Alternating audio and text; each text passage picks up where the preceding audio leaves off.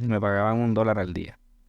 $1 al día Sí, por hacer limpieza. por hacer limpieza. Y no. Entonces, yo sentía que lo había perdido todo en ese momento, que yo ya estaba deportado, que sin acceso a fianza, sin abogado, sin nada. Buenos días a la ciudad de Miami, buenos días a la Florida, buenos días a Estados Unidos, Latinoamérica y Centroamérica.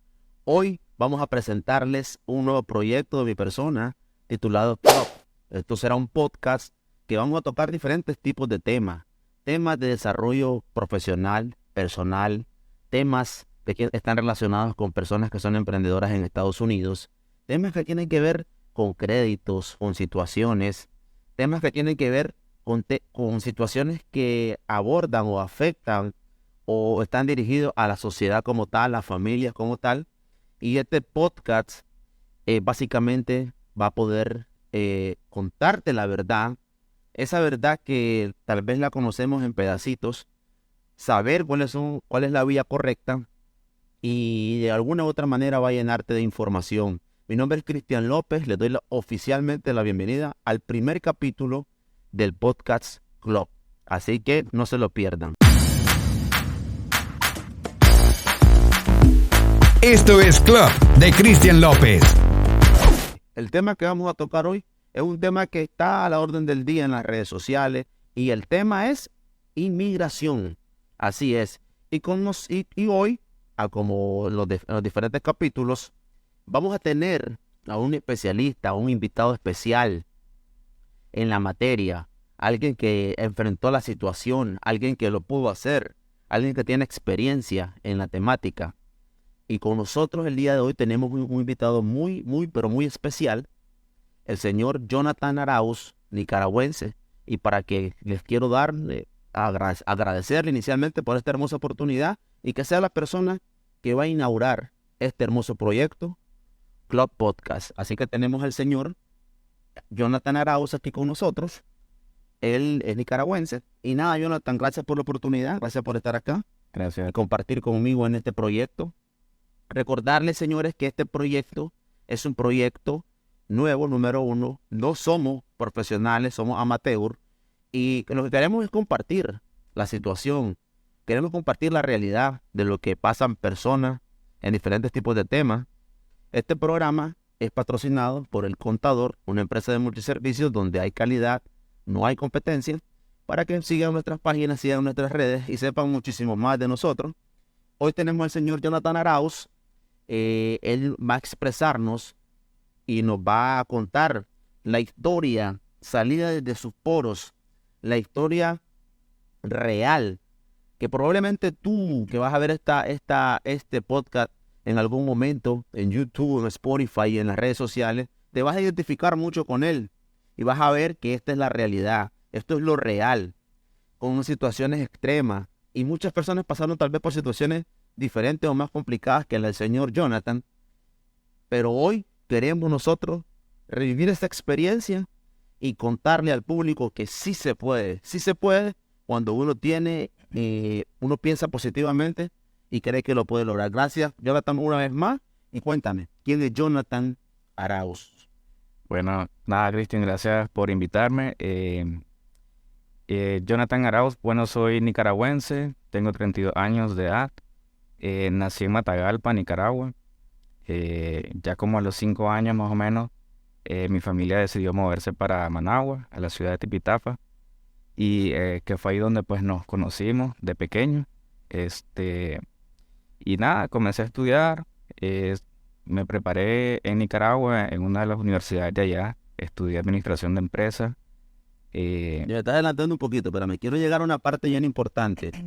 De Matagalpa, para las personas que van a ver este podcast, que no conocen nuestro país, Nicaragua, yo soy nicaragüense igual, y es gente que transmite tranquilidad y paz. Entonces, de Matagalpa, a los 5 años decidiste, tus padres tomaron la decisión de irse para el municipio de Tipitapa. Correcto. Lograr en Nicaragua, en países como Nicaragua, que ahora mismo, si no me equivoco, Nicaragua es el segundo país más pobre del hemisferio, después de Haití. Es una cosa que en esos momentos, 10 años atrás, ¿cuántos años tienes tú? 32. 32 años, básicamente probablemente algunos 10 años atrás, 15 años atrás, lograr tener la oportunidad de ir a la universidad, sea privada, sea pública, era una condición y una oportunidad que no todos los jóvenes la podíamos tener porque la situación económica involucraba a nuestros padres a tener que pagar una mensualidad, a tener que incurrir a costos y gastos. El salario mínimo de Nicaragua no lo permitía. Básicamente, era una oportunidad muy buena que se te dio poder ir a la universidad, pero quiero que me conté una cosa, la universidad fue costeada por tus padres, por vos, porque eso pasaba también. Muchos de nosotros los jóvenes llegaron un momento en que teníamos que pagar nosotros, teníamos que pagar nuestros propios estudios universitarios. Contame esa parte, cómo fue cuando fuiste a la universidad, ¿lograste pagarlo tú, lo hiciste tú por tu cuenta? ¿Cómo fue? Sí. Bueno, me voy a retroceder un poquito porque tocaste un tema bastante, lamentablemente, común en nuestro país, que es el tema de la pobreza.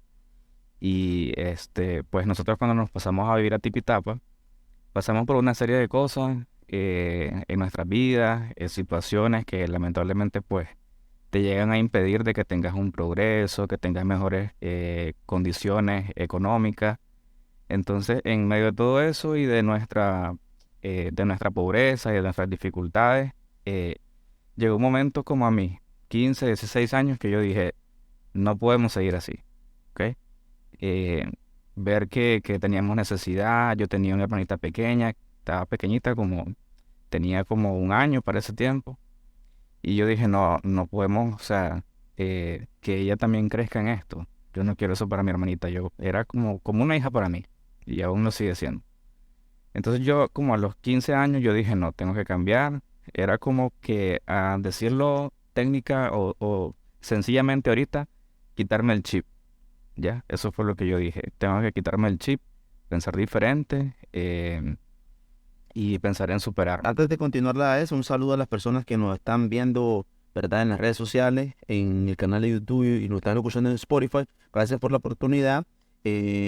Síganos apoyando de esa manera para que el canal tenga un crecimiento mucho mejor y mucho más orgánico. Entraste y rompiste todo lo que tal vez en algún momento creíste que no lo ibas a lograr. Fuiste a la universidad. Me imagino que la universidad, al igual que a mí, y había momentos que hacía pausas porque tal vez la situación económica no estaba bien, y después me inscribía nuevamente en otro cuatrimestre o semestre y continuaba. Esta historia de Jonathan es una historia también que se da mucho. No solo me pasó a mí, probablemente mucha gente de la que nos va a ver se va a dar cuenta de que es una historia que le sucedió a mucha gente lograr, porque cuando estamos en un país como el de nosotros, Nicaragua, la tenemos tan clara de que si queremos hacer cosas diferentes, si queremos tener un futuro diferente, tenemos que hacer cosas diferentes. Y no nos podemos estancar en hacer lo común, terminar el bachillerato y pensar de que con un trabajo que vamos a conseguir ahí, que vamos a ganar X cantidad de dinero en ese momento, lo tenemos todo. Porque cuando creemos que lo tenemos todo, probablemente no tenemos nada. Y no hay límites, no hay límites. Yo soy de la perspectiva a nivel laboral y personal, que yo me levanto todos los días creyendo que no tengo $1 en mi cuenta, creyendo que no lo he hecho todavía, y no me conformo con lo poquito que he logrado, y cada día estoy pensando en tener un mayor crecimiento y rodearme de personas que me hagan pensar diferente. Me imagino que cuando entraste a trabajar y estabas en la universidad, ya tu perspectiva empezó a cambiar, que ya veías el mundo de otra manera, Nicaragua de otra manera, porque eso nos pasó. A mí también me pasó eso, que cuando yo también entré a trabajar en los bancos en Nicaragua, y yo trabajé en todos los bancos casi, veía allá a Nicaragua de otra manera. Creía que Nicaragua en ese instante era el mejor país del mundo, porque veníamos de ver, ya podía haber salarios que en algún momento no me lo imaginaba, y eran salarios que nos permitían, porque Nicaragua, la situación económica de Nicaragua estalló de un momento a otro, de años atrás. En un momento que la estabilidad, que la situación económica de Nicaragua iba comportándose muy bien, mucha vivienda, muchas oportunidades de empleo, muchas universidades. Entonces no podemos generalizar que Nicaragua ha estado mal siempre, porque yo viví también parte del tiempo de la Nicaragua con una economía en crecimiento. Entonces entraste y viste, empezaste a laborar y se te abrió el mundo. Pero cuando ya no empezamos a tener contacto con gente que tiene una maestría, gente que ha tenido estudios académicos en otros países, jefes que tienen experiencia de años en la banca o en una corporación, una institución, eso nos permite ir creciendo como ser humano en la parte personal y en la parte laboral. Voy a empezar a hacerte preguntas, porque para no desviarnos del tema, recordarles que vamos a hablar con referente a lo de inmigración. Este es un joven como yo, inmigrante, que venimos a este país, que creímos que la oportunidad estaba en este país desde el día que tomamos la decisión de salir de nuestro país. Y que creímos y que no perdimos la fe y no hemos perdido la fe todavía. El tema, ahora mismo conocemos lo que es Jonathan Arauz y ahora viene la parte esencial del tema. Su decisión, por qué, cuándo, cómo, dónde, las partes más difíciles de ese viaje que creo que tiene un aproximado de 2.900 kilómetros, algo así, o 3.000 y algo de millas, de Nicaragua a Estados Unidos. Y nosotros nos encontramos ahora mismo en Nicaragua en una situación bella en comparación a nuestros hermanos venezolanos que tienen que pasar selva, que tienen que hacer un viaje que pareciera que fuera inalcanzable, inlograble. Nuestros hermanos cubanos que tienen que cruzar el mar por completo, que tienen que pensar y ponerse creativos de moverse de su país a otro país y empezar cómo moverse. Hoy esta experiencia va a tocarte mucho a ti, y la gente que no ha pasado por esta experiencia va a saber cuál es la realidad y cómo pasó. Y aquí empiezo con parte de las preguntas y quiero hacer el enfoque de que conocemos ya parte personal tuya, ¿verdad? Y cómo fue tu vida de joven, de pequeño en Nicaragua. Ahora quiero que me contesten una pregunta. Como nicaragüense, en ese momento como un profesional con estudios académicos de tu carrera universitaria, como un trabajador de una compañía grande en Estados Unidos. ¿Cómo? ¿Por qué? ¿Cuándo se da? ¿Cuál es el análisis tuyo? Porque el análisis de cada persona es distinto. El análisis tuyo, ¿qué fue lo que te llevó a tomar la decisión de dejar el país donde nacimos y decir, voy a hacerlo, voy a intentarlo, creo que tengo una posible esperanza y creo que mi vida puede cambiar? Ok, en esa parte sí quiero retomar un poquito algo respecto a mi familia, porque por ahí viene la respuesta.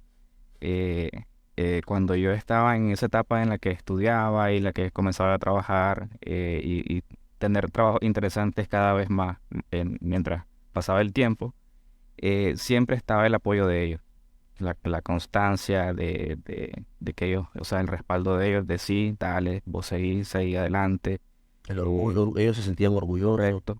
Ver el esfuerzo de ellos también, porque ellos siempre se han esforzado mucho más de lo que yo he hecho a mis 32 años, y eso me ha servido de mucho ejemplo. Entonces, bueno, sé que lo van a ver esto ellos, y quiero agradecerles eso, porque creo que en parte, o digamos definitivamente, ellos lograron hacer este Jonathan que es hoy. Para recordar y hacer un poquito de énfasis, en el 2018 fue que explotó la situación sociopolítica de Nicaragua, ¿verdad? Realmente la que originó todo esto fue una reforma al INSS, ¿verdad? Que es la institución del Seguro Social en Nicaragua. Una reforma que no favorecía a la población, una reforma que que el pueblo lo reclamó y lo rechazaba. Y eso fue como el detonante para que explotara la situación económica y sociopolítica que se enfrentaba en Nicaragua. Eso fue en el 2018. Tu decisión no fue en el 2018. Tu decisión, seguiste luchando en Nicaragua con todas las cosas, con todo lo que se enfrentaba y con todo lo que se venía y que seguía pasando y seguía pasando y seguía pasando. Exacto. Después en el 2018, pasó en el 2018 y después tuvimos la mala suerte, o por decírtelo así, que el mundo entero se había afectado por el tema del COVID, que afectó finales del 2019 y parte del 2020. Vos seguiste luchando todavía ahí, Exacto. con todas esas situaciones.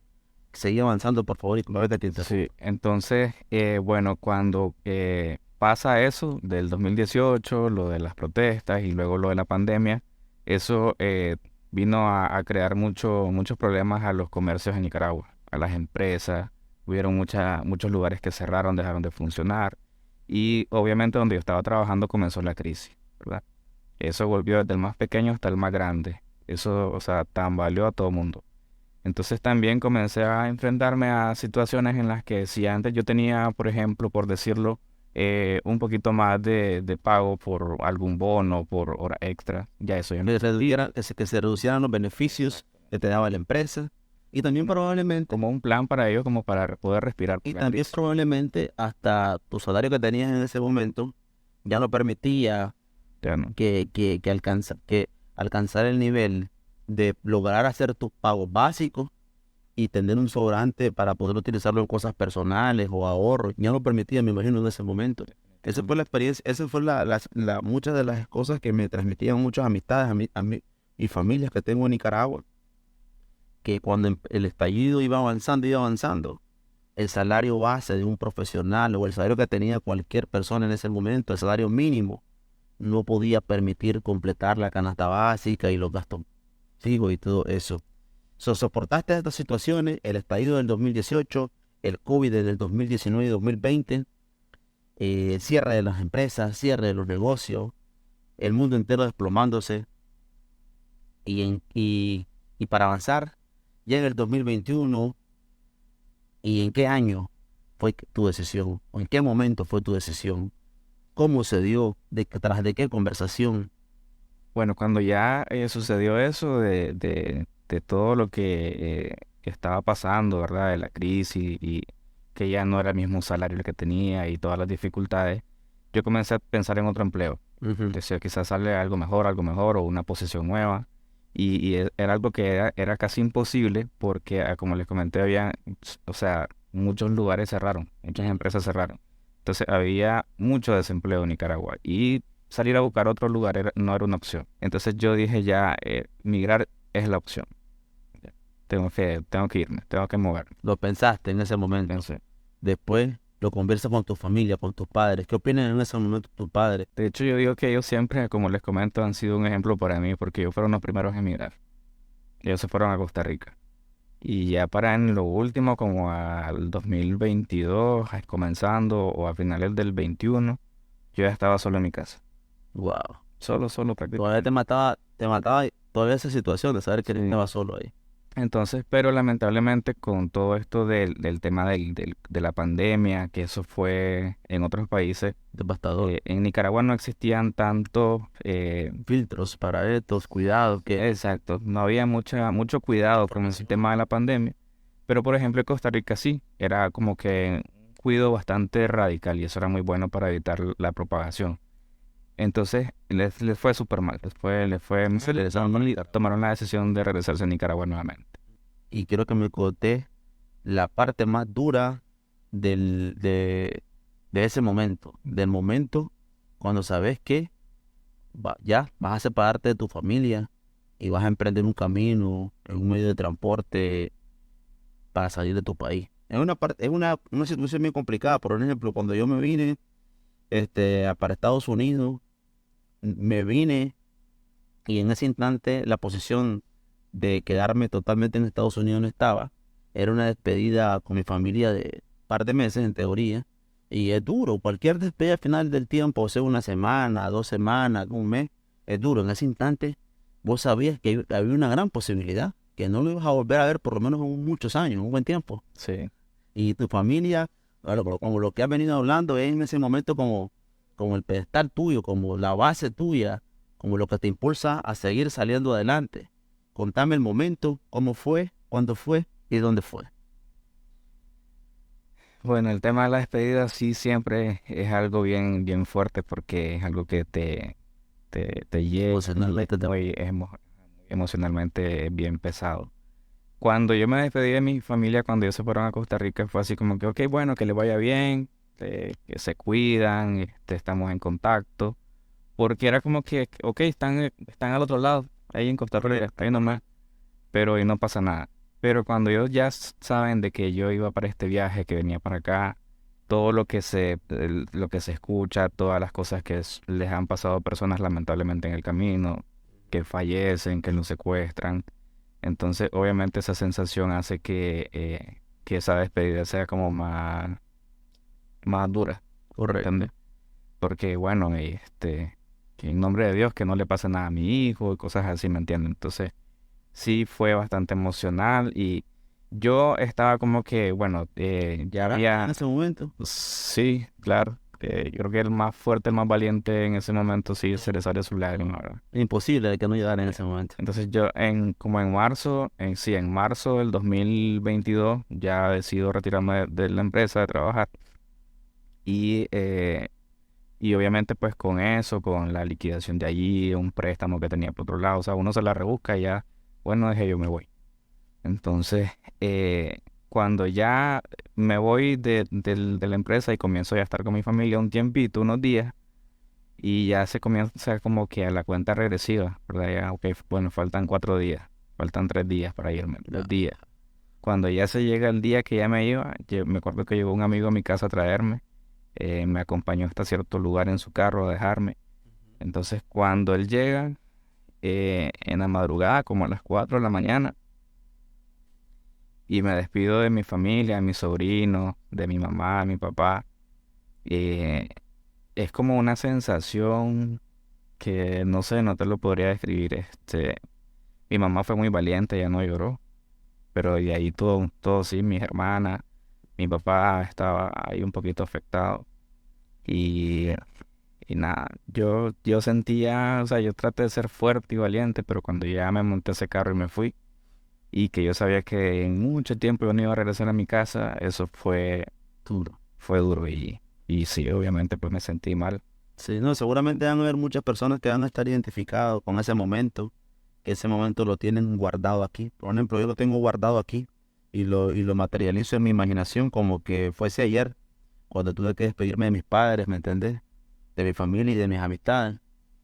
Y es un momento clave, pero también algunas veces ese momento, tú sabes, siento que sirve, ese momento emocionalmente te golpea, pero también te es alentador, como que te da fuerza, porque sabes que estás dejando lo más importante, que es la familia, y que lo que menos querés es tomar ese viaje, tomar esa decisión, y lo que menos tú quieres en ese instante es que los resultados con los que saliste no se te den, o que lo que menos que tú quieres es que ellos sigan pasando mal, que con ese viaje, producto de ese viaje, van a lograr una mejor situación y una estabilidad económica para ellos y vos vas a continuar siempre la meta. aportándole, ¿me entiendes? Como hijo. Llega el momento. Contame básicamente cómo fue. ¿Fue una parada? ¿Tomaste un bus? ¿Saliste en una excursión de Nicaragua hasta Guatemala?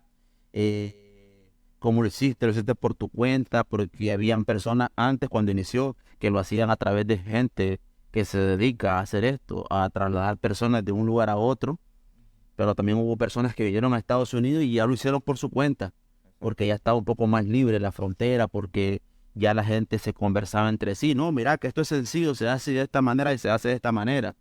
¿Vos fuiste de qué generación, podría decirlo, de qué etapa? ¿De la etapa que la gente no tenía un conocimiento ni sabía por dónde empezar, o ya fuiste una etapa en la cual ya tenías un conocimiento, una guía, una noción de por dónde lo ibas a hacer? Ya tenía un conocimiento, una guía. Ya para ese tiempo ya muchas amistades se habían venido para acá.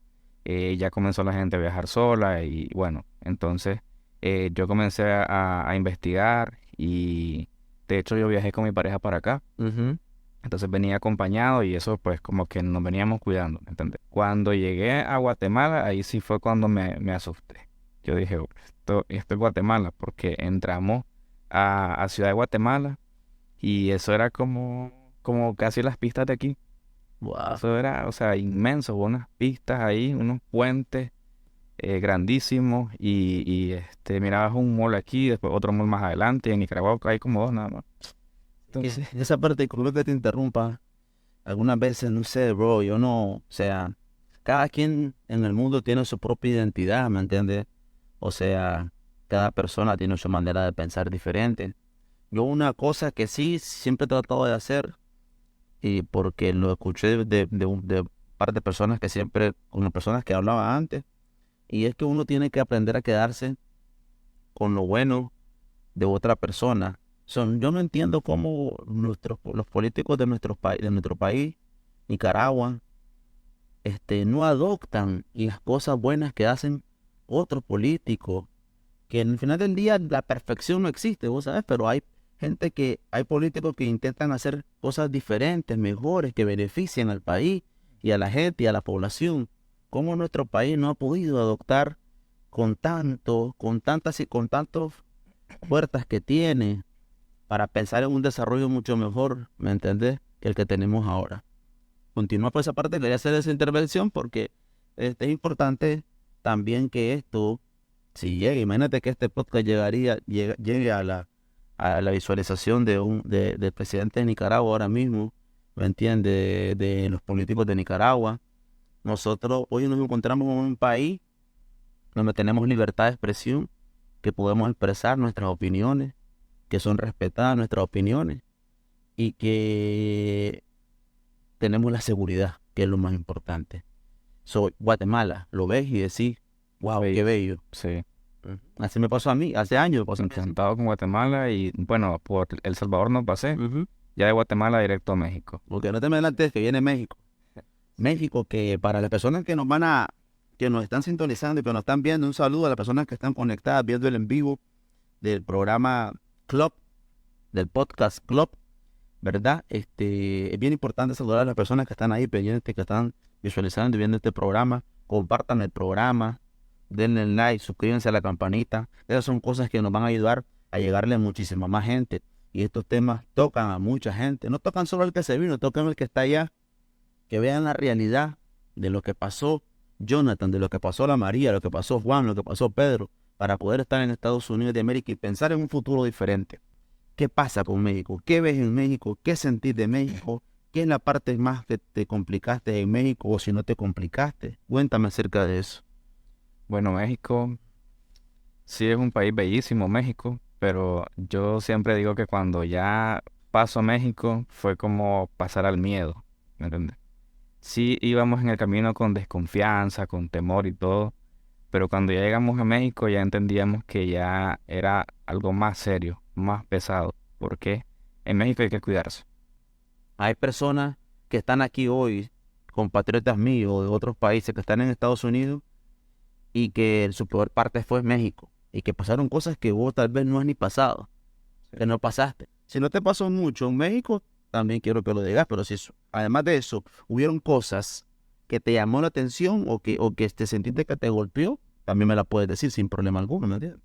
En una ocasión, ahí no había transporte público, entonces preguntando y preguntando, nos dice un señor, pues bien tranquilo, dice, sí, yo les puedo ayudar para que una persona lo lleve hasta cierto lugar, pero dice, yo lo tendría que ir a dejar a un lugar y ustedes tienen que esperar ahí. Nosotros, ok, bueno, está bien, nos vamos. Y ya era noche, ya estaba ya oscureciendo. Y llegamos y era como no se miraba bien porque estaba oscuro. Era una casa que estaba todo apagado absolutamente. Y dice, entren a esa casa y ahí no salen. Ay, Dios mío. Entonces entramos pues porque teníamos estábamos confiados. Pues no mirábamos que el señor era así como de que malo pues. Entonces entramos a la casa y nuestra sorpresa que era una casa como abandonada. El piso estaba todo quebrado y nos dijo que no teníamos que hacer bulla, que teníamos que estar calladitos, ahí como que no había nadie. Éramos como 15 personas. Entonces, y comenzamos pues a ver ahí el lugar y todo. Y comenzamos a ver que entraron como 2 personas más y eso nos dio como miedo. Pero luego no sé qué se hicieron esas personas y comenzamos con los teléfonos a ver el lugar porque se sentía un olor bien fuerte, fétido, no sé. Y comenzamos a ver con el teléfono y era como que había sangre en el piso. Entonces fue así y comenzamos a ver las paredes y los huecos de los tiros. Entonces yo, Dios mío, ¿dónde estoy? Entonces, bien, cuando ya llegamos a ese punto, pues gracias a Dios no fue secuestro, simplemente pues lo teníamos que guardar ahí para seguir. Llegó un vehículo a traernos y nos fuimos. O sea, pero sí fue un temor porque ya yo pensé que ya estábamos secuestrados ahí. Pero nada, cuando ya logramos avanzar, nosotros subimos hasta la frontera en 18 días, creo que fueron. 18 días. 18 días. De Nicaragua a... Quiere decir que pasaste mucho tiempo en México entonces. Porque normalmente Centroamérica es como un día y medio, 2 días. Ahí tenés 16. Como 15 días pasaste en México. Quiere decir que estuviste mucho tiempo en stand-by. Piquito por ahí. En stand-by, sin avanzar, estando ahí, esperando. Que México es inmenso, México es grandísimo y cuando vas así transbordando y que tomas un carro o algo, ahí te apenas lograbas avanzar unos cuantos kilómetros en un día. México es grandísimo, México. Llega el momento de que lograste pasar México, por decírtelo así. Ya se comentan y dicen, ya estamos a 1 hora de la frontera de México con Estados Unidos. En ese momento, ¿qué pasa por tu mente? ¿Y cómo lo hiciste? ¿Fue por un río, por vereda, por tierra, en el sol? ¿Cómo hiciste? ¿Y qué fue lo que pasa por tu mente en ese momento? ¿Cómo lo hiciste? ¿Y qué sentiste cuando ya supiste que estabas en suelo americano? Bueno, pues llegó el momento, llegamos a Piedras Negras y ahí en Piedras Negras comenzamos a preguntar y porque ahí todo el mundo se dedica a eso, a pasar a la gente. Entonces ya nos pusimos de acuerdo ahí con un muchacho, nos dijo que por donde íbamos a pasar el agua era nada hondo. Entonces, pero... Nada no, profundo. sí, que no era hondo. Pero uno siempre con la desconfianza de a lo mejor y es mentira, a lo mejor y el agua está bueno. Pero ni modo, ya estábamos lo que estábamos. Y sí, pasamos ahí por el río Bravo. Corrimos como 10, 15 minutos.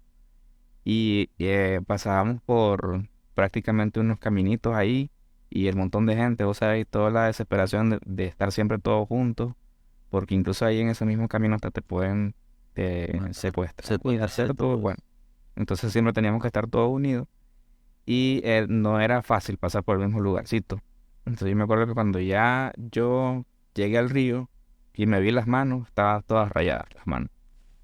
Rayadas de viaje, por las ramas y todo eso. Y era algo que por el momento, por la adrenalina, no sé, era algo que no lo sentía. Cuando yo me miro y me veo con sangre, yo vi esto. Y todavía tengo algunas rayitas por ahí. Entonces ya llegamos, pasamos, el río estaba sequito, pasamos. Y todo Dios, porque imagínate, mucha gente presenció en las redes sociales y en videos, en medios de comunicaciones, gente que hasta falleció en el Río Bravo, ¿me entiendes? Gente que murió ahogada, niños, padres, esto y lo otro. Por esa parte tuviste la suerte de cruzarlo de esa manera. Entonces yo vi un montón de ropa y pues como que Te impacta esa. sí, me impacta. De tanta gente que ha pasado por aquí. Entonces, Tanta gente. Para hacer un énfasis ahí, según un artículo que publicó The New York Times, ¿verdad? El 27 de diciembre del 2022, habían cruzado 180,000 nicaragüenses. Hasta en ese momento, del 2022, ya habíamos superado al éxodo de inmigración de los 80, cuando el estallido de la guerra civil en Nicaragua. Hoy por hoy probablemente ya superamos un gran porcentaje, porque adicional a eso, de la persona que cruzó la frontera de 180,000 nicaragüenses, recordar que los datos nunca son exactos como tal. Probablemente un año después o 2 años después, un tiempo prudencial, van a ser exactos porque ya departamentos u organismos como UCIS van a tener la cantidad exacta de nicaragüenses que cruzaron y entraron a Estados Unidos. Pero The New York Times publica un artículo muy interesante que se contradice y a la misma vez relata la situación de hoy. Se contradice porque Nicaragua sí había experimentado ser un país que emigrara, de inmigrantes y todo eso. Dice, Nicaragua no era un país de inmigrantes. Ahora la historia es distinta. 80, 20, 40, casi 45 años después, se repite la historia. Y emigran a Estados Unidos más de lo que emigró en ese momento después de la guerra civil.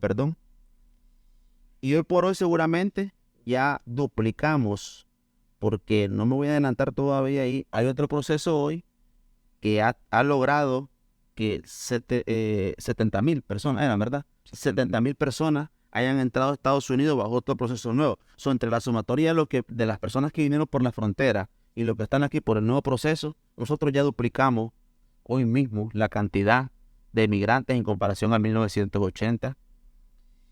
Y es bien interesante el reporte que hace The New York Times, porque describe todo. Describe el punto de partida de los nicaragüenses. También expone fotografías de las familias despidiéndose, llorando. Se tomó el respeto este medio de comunicación, que es un medio de comunicación de Estados Unidos, de los más importantes, podría decir yo, esa es mi opinión, que es reconocido en el mundo entero, que el mundo entero, cuando lo ve el New York Times, lo ve creíble, porque en teoría no tiene ninguna inclinación política, este medio de comunicación, y es de manera digital y también creo que es de manera física. 180,000 personas hasta el 27 de diciembre del 2022, según The New York Times, superando los superando los 80. Esa era la cantidad de gente, de la cantidad de ropa que visten en la frontera. Pedir asilo en Estados Unidos no tiene que ver solo con que hayas tenido un inconveniente en aspectos políticos o con el partido que esté en ese momento en curso, o que a pedir asilo hay diferentes factores por los que las personas lo pueden pedir. Hay muchísimos argumentos que las personas pueden utilizar al momento de cualquier solicitud que realicen ante los Estados Unidos, y mantenerse con firmeza porque es real lo que vive Nicaragua, lo que vive Venezuela, lo que vive Cuba, lo que vive Haití. No es una cosa que la estoy inventando aquí al venir al país. Las Naciones Unidas tienen conocimiento de esto. El gobierno de los Estados Unidos, países de Europa tienen conocimiento de esto. Centroamérica como tal tiene conocimiento de esto. Hoy lo que enfrentamos es una realidad que esperamos en Dios que un día sea solucionada y que las situaciones de países de los que ya nombramos mejore, porque hoy estamos en Estados Unidos, que a mi parecer, a mi opinión, es el mejor país del mundo. Yo lo vi como una bendición estar aquí, pero siempre nos ata ese suelo donde nacimos, la tierra de donde somos, nuestra cultura, nuestros orígenes, y lo que más queremos es que nuestros países estén bien. Inmediatamente que nosotros pusimos un pie ahí en la orilla, y yo aproveché y hice una llamada a mi mamá, que ya me había entregado, porque después de eso no tenés comunicación. ¿Correcto? Entonces avisé y justamente vuelvo a ver hacia arriba, porque era una subidita. Ya estaba ahí ya un border patrol, un oficial de la patrulla. Oficial, Sí, un patrullero de la frontera. de la frontera. Entonces ya solo nos estaba esperando que subieran. ¿Y cómo era? Yo he escuchado, gracias a los Border Patrol, que es de que cuidan la frontera y todo eso, porque sinceramente en la cantidad de testimonios e historias que he escuchado, gracias a Dios, he escuchado que ellos en ese instante apoyan y ayudan, entienden de la situación y ya tienen como un manual de lo que van a hacer, de proceder con ellos, que eso no se veía antes, porque antes se escuchaba y se veía todo lo contrario. Sí. Entonces, muchísimas gracias a estas personas, que son gente como nosotros, que tuvieron la oportunidad de nacer en Estados Unidos y de servir de manera pública al país, de cuidar de la frontera. La seguridad de las fronteras es bien importante, porque así como entran personas buenas, entran personas malas, entra droga, entra diferentes tipos de cosas, armas, así que ellos trabajan dignamente, y como por ejemplo, yo solo aprendí aquí, no sé si tú sabes eso, cuando uno ve a un militar, con la policía casi, también se puede hacer con la policía, pero hay una frase que se utiliza con estas personas que trabajan y que cuidan la seguridad del país, y es "thank you for your services". Tú utilizas eso y como que de manera natural puedes ir caminando y te puede traer un militar y le dice eso, y él entiende que tú le estás agradeciendo por el servicio que él está brindando, que es cuidar al país, la seguridad nacional del país. Entonces te dice en ese momento, se acerca donde él era una sola persona, eran varios. Era una sola persona en ese momento. Y solamente nos indicó que hiciéramos una fila. Hablaba español, que hiciéramos una fila y que aguantáramos a que llegaran unos vehículos a traernos. Entonces, había una señora que iba con unos niños y le preguntó que si estaban bien, que si necesitaban agua. Correcto. ¿Ya? y que aguantáramos, que no iba a ser mucho tiempo. Y ya nos comenzaron a llamar para montarnos al vehículo y llevarnos a un punto, a una, a las oficinas pues, de migración. Sí, oficinas, o cómo es, porque escuché también como Carpa. que le llaman las carpas, que son como una especie de cosas que fueron montadas de manera, Sí. o sea, que lo hicieron porque sabían la cantidad de gente que iba, que estaba entrando. Eran unas carpas ahí. Fueron carpas improvisadas, o sea, no eran instalaciones de concreto, esto y lo otro. El primer punto. Pero no carpas como las que miramos allá. Sí. Carpas inmensas, que parecen edificios eso. Entonces, Ah. llegamos y pues igual seguimos un proceso, entregamos todas nuestras cosas, nuestras pertenencias. En ese momento te dicen saque las cosas de más valor de su maleta, Ujú. de su mochila, su identificación, si lleva joyas, todos sus documentos, lo más esencial, lo más necesario, ya, lo más importante. Y te lo meten en una bolsita. Y luego que vos entregas tu mochila, la revisan, que no vaya nada ahí irregular, la toman delante de tuyo y la echan a la basura. Ah, Ya, se acabó. se Tu quita maleta la mochila de los se sueños. acabó, sí. Una de las cosas que dice el New York Times aquí, que estaba ahí leyendo, yo lo estaba leyendo ayer, que dice que, ¿cómo se llama? Habla acerca de la mochila, que dice que para el alrededor era fácil identificar. Aquí está, dice, como Managua, dice Managua. Dice, 2 veces por semana en una gasolinera de la periferia del oeste de la capital de Nicaragua se reúnen algunos residentes con señales que revelan que van a viajar. Una mochila cargada de cosas y bolsas de plástico. La chaqueta. La chaqueta preparada para los grandes fríos que se aproximan. So, mate, en ese momento, yo no fuera permitido que me botaran mi mochila. ¿Sí? Yo salí de uno de esos puntos. Hicimos ahí una pequeña fila y cuando me llaman a registrarme las huellas y la foto, el oficial ya tenía en la computadora todos mis datos. Wow. Mi nombre es completo, solo estaba mal escrito un apellido, pero eso lo corregimos ahí con él. Y yo comencé a pensar, yo dije, ¿en qué momento tomaron mis datos? Porque cuando yo entregué mi cédula fue cuando nos entregamos ahí en la frontera y se la di al oficial que nos llegó a traer. Yo dije, pero éramos mucha gente para que él haya ingresado todos los nombres, no sé, o los haya escaneado. Para regresarme con la historia y entrar al centro, a las carpas esto y lo otro, y después de ahí, ¿cuánto tiempo pasa? Y después para dónde te mueven, y qué pasa, y qué escuchás, qué sentís, qué es lo que está pasando. Ok, entonces ahí estuvimos ahí un día.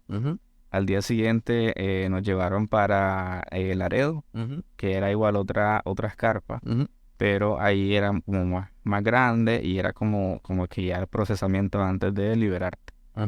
Entonces nos llevaron, estuvimos ahí como 5 días, creo que estuvimos.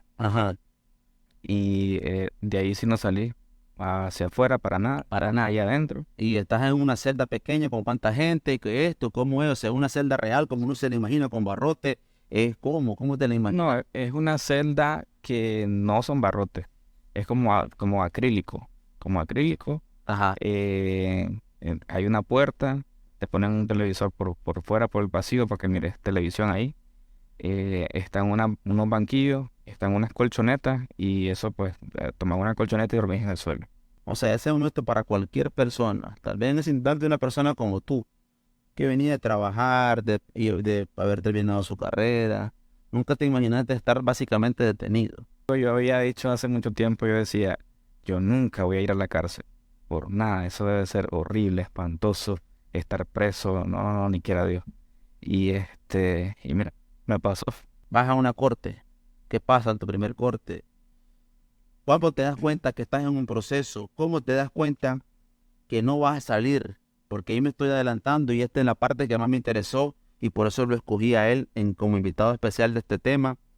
Recordarles que se suscriban al canal, que van a venir temas más interesantes, temas que van a tocar diferentes situaciones, cosas de negocio. Hoy estamos con el tema de inmigración, ¿verdad? Con nuestro invitado Jonathan Arauz, nicaragüense, 32 años, inmigrante, ¿verdad? Que su proceso fue totalmente diferente que el de muchas personas y hoy está aquí en Estados Unidos y está vivo para contarlo y puede expresarnos en ciencia cierta su experiencia puede expresar lo que pasó, sus sentimientos más profundos, y lo está haciendo público para usted, que nos está viendo, que sepa la realidad de las cosas, que no ha experimentado eso, que esté en otro país, alguien que nos vaya a ver de Colombia, de Chile, de Argentina, de Latinoamérica, de Canadá, de Europa. Esto es la realidad, esto es Estados Unidos y esto es lo que conlleva poder estar en este país. ¿Qué haces y cómo pasa y cómo te das cuenta que tu situación está cada vez más medio complicada? Cuéntame. Ok, entonces llega el día de la corte, nos presentamos ahí en grupo, llegamos a las instalaciones ahí donde te hacían la videollamada con el juez y ya entramos y entramos como 10 al mismo tiempo. Nos sentamos a esperar que el juez se conectara, ¿verdad?, a la videollamada. Entonces, en ese momento, cuando ya estamos en el proceso con el juez, lo que él te dice preliminarmente es cuáles son tus derechos, cuáles son las leyes de migración que violentaste al entrar ilegal ¿Correcto? en la frontera, por dónde ingresaste, qué fecha, la hora, y eso. Y te pregunta, ¿a qué país usted desea ser devuelto? Porque usted está deportado. Eso es lo que te da. Entonces yo le dije que no tenía que no tenía respuesta. Oh, imagínate tú, si me dice eso en ese momento, ¿verdad? Que bueno, papi, imagínate, dame una vaina como por un ejemplo Alemania, que ocurra mandarme para... De hecho, sí puedes decirlo, y lo que el juez o te rechaza esa solicitud y te dice, no, su país será Nicaragua, por ejemplo. ¿En serio? Sí, porque o te lo toma y entras como que a una parte como que a ver si el país está dispuesto a aceptar. Sí, hay una cosa también que quiero tomar en cuenta, que regresamos a lo que decimos, lo inconcluso que están las leyes de migración, porque hay una ley, hay una cosa que, como un programa de la tortura, no sé qué, no sé La cuánto, Convención contra la Tortura. contra la Convención contra la Tortura y no sé qué otras cosas más, que dice que una persona que está pidiendo asilo en un país no puede ser deportado a su país de donde viene pidiendo ayuda y que viene exiliado, que viene pidiendo ayuda por X situación. Pero Estados Unidos y organismos como UCIS lo han hecho, porque conozco y tengo testimonios bien grandes de personas que vinieron y que fueron deportados para el país de donde venían huyendo.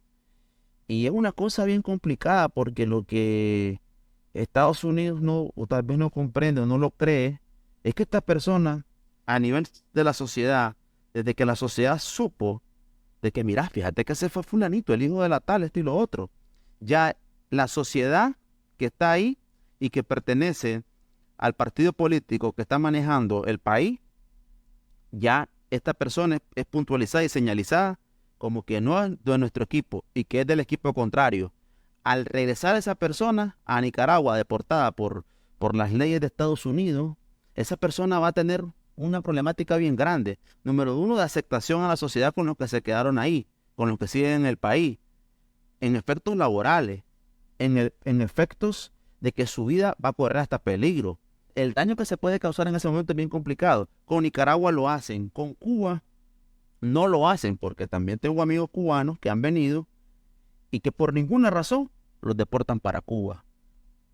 Para no salirme del hilo, que ya sabías que te leen tus derechos. Ese es el Master Hiring, creo que es un cuarto donde te van a leer tus cargos, los derechos y en el proceso al que te estás enfrentando. ¿Qué hiciste en ese momento? ¿Qué le diste a ese? Entonces, cuando le digo que no tenía una respuesta de a qué país me querían devolver, él pasa al siguiente paso que te pregunta, ¿usted tiene miedo de regresar a su país? Entonces, cuando vos decís que sí, automáticamente él tiene que ofrecerte el alivio del asilo. Entonces, cuando llega esa parte en la que me dice que si yo tengo miedo de regresar a mi país, ya comenzamos un proceso diferente. Entonces ya pues me devuelvo a mi celda, ¿verdad? Ya me dan la opción para poder aplicar, no, perdón, me quedo ahí mismo en la sala y pasamos a la siguiente. Fueron dos cortes en una. Pasamos a la siguiente corte, que fue la corte de la fianza.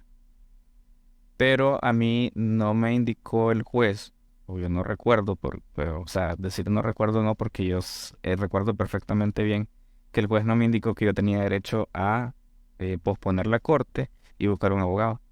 ¿Ya? Entonces no me dio la opción y continuó con el proceso de la corte de la fianza. Se dice, usted quiere solicitar fianza para poder salir libre, que no sé qué. O sea, el procedimiento como tal de la corte. Y cuando yo dije pues de que sí, que quería aplicar en la fianza, él me dijo, listo, denegar. Contame la parte que para mí es la parte, bueno, todo es interesante, pero esta parte fue la que la aplaudí cuando yo logré hablar con él, con Jonathan, que fue la parte cuando decidiste hacerlo vos, defenderte vos, empezar a trabajar ahí mismo, quedarte, intentar hacer que tu vida siguiera avanzando al pasar de los días, al pasar de los meses, al pasar de los años, al pasar de las décadas, mentira, al pasar de los días y los meses. ¿Y cómo lo hiciste? O sea, ¿qué decidiste? También quiero que me contes una de las partes, las partes feas, como por ejemplo lo que me contaste del tema de las cosas de aseo personal, que esas cositas son cositas que están preparadas para Diguita, no para una persona que va a estar en ese mismo lugar usando el mismo producto por meses y meses y meses, que tiene efectos secundarios en tu cuerpo y todo eso. Sí. Cuéntame la parte de la decisión y cuéntame cómo fueron tu estancia y cuánto tiempo estuviste detenido en la última prisión. O sea, con el pasar del tiempo vas escuchando historias de gente que ha estado por mucho tiempo metidos ahí, que llevan su proceso y que ahí pues o salís libre hasta que o te dejan aquí en Estados Unidos o ya te deportan a tu país. Entonces dije yo, bueno, el juez me había entregado el formulario del asilo. El formulario I-589. 589, que todo está en inglés y él nos dijo, cuando se llene esta solicitud, todo tiene que ser escrito en inglés. Si usted no sabe inglés, lo sentimos mucho, pero tiene que presentar su solicitud en inglés. Entonces ya esa era mi primera limitante. Correcto. Entonces, y de buscar a un abogado. Entonces vengo yo, contacto a mi familiar y le digo yo, mire, es que fíjese que así, ¿qué posibilidades hay de que usted me pueda ayudar con un abogado? Ahí no llega, bonito, te dice. Vos sabés que aquí no todo el mundo tiene las posibilidades Económicas, sí. Entonces me dice, mi hijo, con todo el dolor de mi alma, yo lamentablemente no le puedo ayudar. Entonces, bueno, ahí ya tenía mi segunda limitante. Entonces dije yo, bueno, ok. Tenía un amigo colombiano que estábamos ahí juntos, detenidos, que él era bilingüe. Entonces, bueno, con él vamos a llenar la solicitud. Y estaba la parte del trabajo voluntario. Trabajo voluntario, escuchen esto, trabajo voluntario, ajá. Entonces me inscribo al trabajo voluntario para hacer limpieza. Me pagaban $1 al día. $1 al día. Sí, por hacer limpieza. por hacer limpieza. Entonces ya comienzo a trabajar. Ajá, pero tenés que decir que dentro de eso estaba incluido, ¿cómo se llama? No pagaba renta. Imagínate, y te ahorraste buena cantidad, viviste en Estados Unidos La por mucho combustible, tiempo, no pagabas renta, no pagabas combustible, ganando $1 al día. y Entonces, te quedaba $1. correcto. Hay gente ahorita que trabaja aquí el mes entero, gana X cantidad a la semana y no le queda el $1 al día. ¿Cuánto fue el total que estuviste detenido en prisiones correccionales de Estados Unidos? 7 meses. 7 meses, señores. 7 meses. 7 meses y pico. Jonathan Arau, nicaragüense, de acuerdo a la entrevista, una descripción, una persona que fue a la universidad, una persona que tiene sus orígenes en un departamento de Nicaragua, donde la población de la gente es gente tranquila, una persona que con solo verlo cualquier juez o cualquier psicólogo puede determinar de que es una persona dócil, calmada y tranquila. Tuvo 7 meses detenido en correccionales diferentes, con el tratamiento de un delincuente, con el tratamiento de un prisionero, de no tener la libertad, por pensar en que en ese momento había noches que decía, que pensaba, me imagino, que te arrepentías de haber tomado la decisión, miles, me imagino, de noches, ¿ah? Que decía, Claro que sí. ¿por qué hice? ¿Para qué me vine? Yo sentía que lo había perdido todo en ese momento, que yo ya estaba deportado. Porque no escuchaba de nadie que en las circunstancias en las que yo estaba, saliera libre. Ya tenías tu récord limpiecito en Nicaragua, mucho no cometido nunca en delito, Mucho menos una persona que estuviera detenida, que sin acceso a fianza, sin abogado, sin nada, más que terminar de llevar su proceso de asilo, ganarlo sin abogado. Porque a veces yo pasaba que me hacía falta un documento y llegaba a la corte y no llegaba el documento. Entonces me presentaba a la corte con mis papeles y todo y le pedía al juez, le suplicaba que la reprogramara para más adelante. Entonces hubo una ocasión, y así fue porque me llegaban papeles, me llegaba otro, pues otro. Y hubo una ocasión en la que la juez me dijo, esta va a ser la última vez que yo le doy a usted más tiempo. Correcto. ¿Ya? Y yo dije, pero voy a pedirle otra oportunidad más a esta señora. Llego a la corte y mi jueza, la que llevaba mi caso, No llegó. no sé. Y sale en la videollamada otra juez.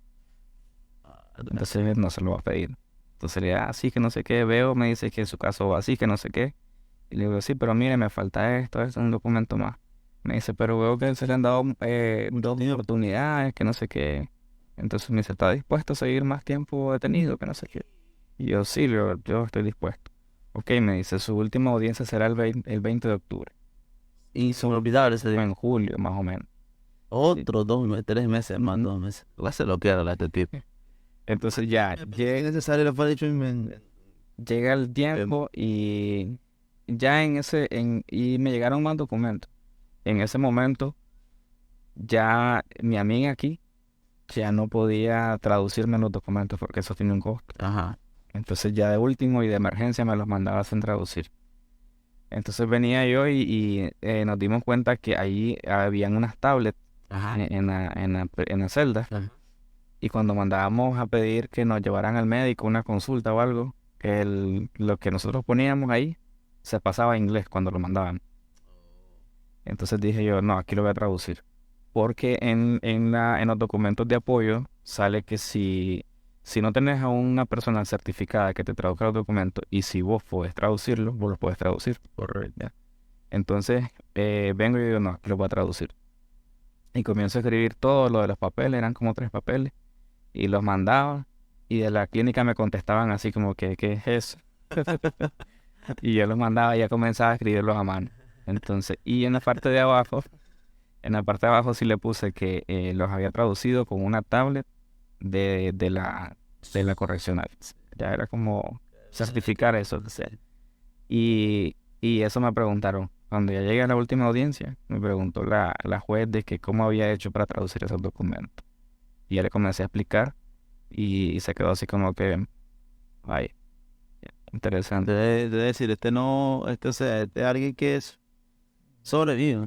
¿Me entienden? Que sobrevive ante cualquier situación y que... En la cocina pedí un certificado que trabajaba para ellos. Me dieron el papelito, lo puse también en mi asilo, que trabajaba para la cárcel y todo. Ah, llega el 20 de octubre, papi. Ya el 20. Dime cómo fue. Llegué el 20 de octubre y bueno, me dice la juez, ya esta es la última oportunidad. Y comienza a decirme todo desde el inicio de las oportunidades que me han dado, la fecha, cuánto tiempo me dieron de chance y todo eso. Y que ya era demasiado tiempo, que era como que yo estaba como que tratando de evadir algo así. Ya me entendés el sistema de ellos.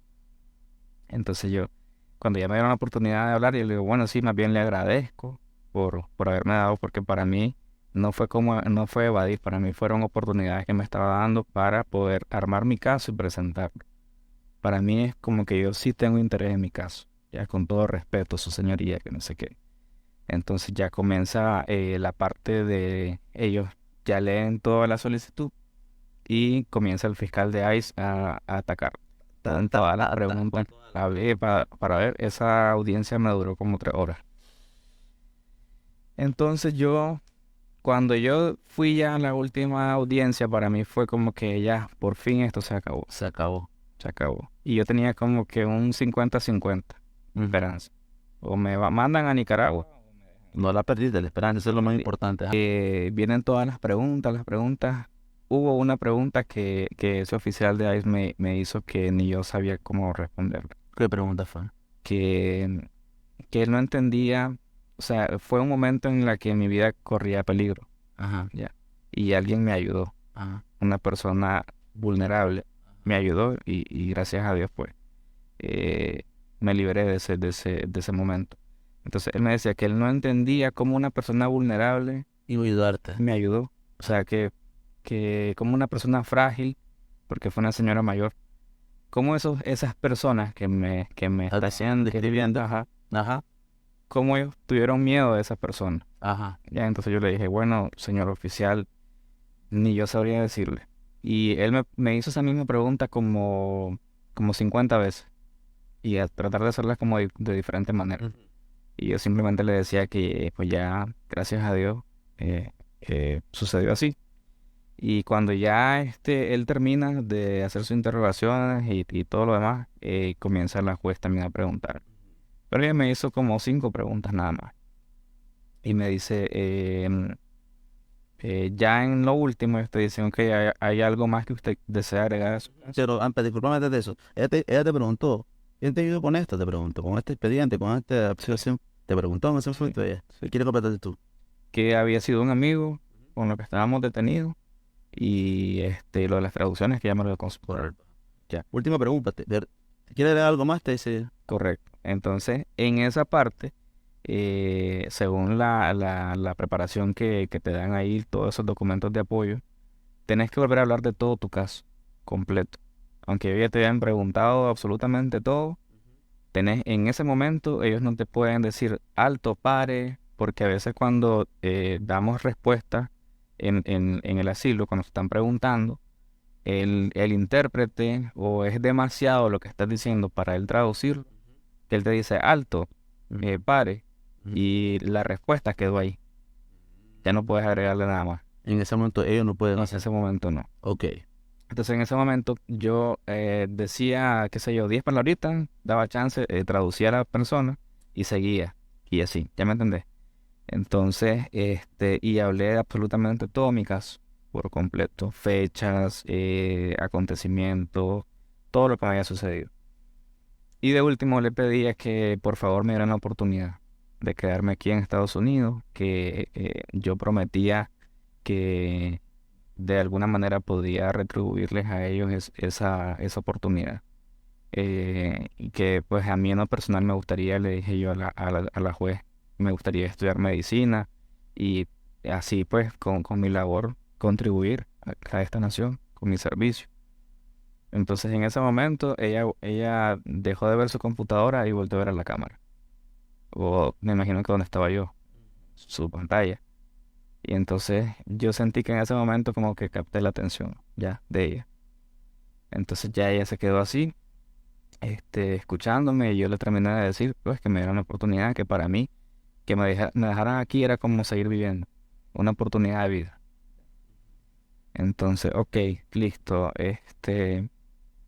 ya que había terminado, ella volteó a ver hacia su computadora y le dijo, señor fiscal, yo ya tomé mi decisión. ¿Usted está de acuerdo o no?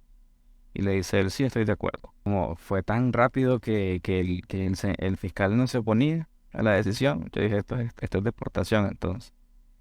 Y me dice la juez, bueno, según hay un protocolo que ellos dicen, la corte de Ohio, porque ella estaba en Ohio, la corte de Ohio ha tomado la decisión, o el veredicto, no recuerdo bien, de otorgarle su solicitud de asilo. ¿Cómo se llama? Will Smith. González que le dan el puesto en la película de En busca de la felicidad. Dice, pues ya. No, y yo, o sea, yo me quedé así como, Además, se me ponen los pelos de punta a mí, loco. yo me quedé congelado, honestamente, me quedé así como que no sabía cómo, qué decir, cómo reaccionar. Y Nada, ya me para desmayar.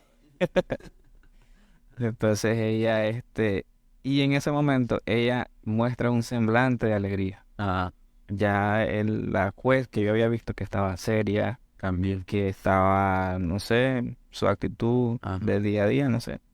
De pronto veo y estaba sonriente, alegre, y me dice, yo quiero saber qué opina usted de esta decisión, cómo se siente.